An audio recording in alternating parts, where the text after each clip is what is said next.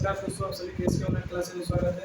आप लोगों के बीच में ऑब्जेक्टिव टाइप के क्वेश्चन क्लास 10 के लिए जितने भी मेरे दोस्त मैट्रिक एग्जाम 2026 की तैयारी कर रहे हैं उसके लिए बहुत ही वेरी वेरी इंपॉर्टेंट है। तो चलिए देखते हैं किस तरह का ऑब्जेक्टिव क्वेश्चन ये है।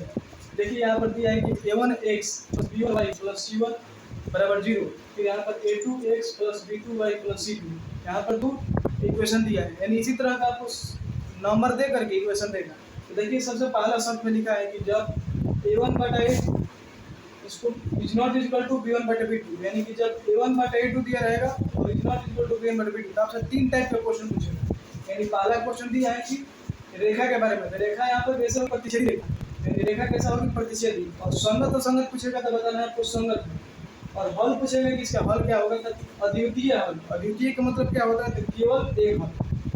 इसी प्रकार देखिए दूसरा टाइप का क्वेश्चन है कि जब a1/a2 बराबर में दिया रहेगा b1/b2 और is not equal to c1/c2, तो आपका फिर उसी तरह से क्वेश्चन पूछेगा रेखा के बारे में, तो रेखा बताना है रेखा समांतर होगा।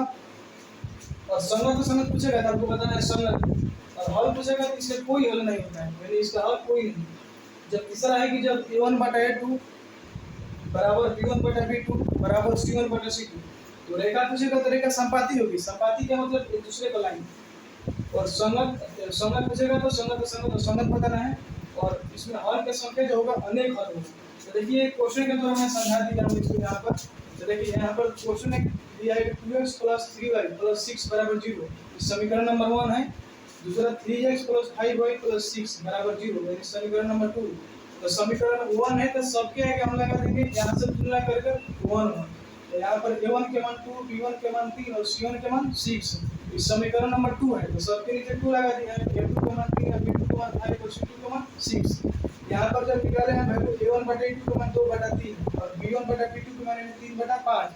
तो पता चला कि a1/a2 जो है b1/b2 के बराबर नहीं है।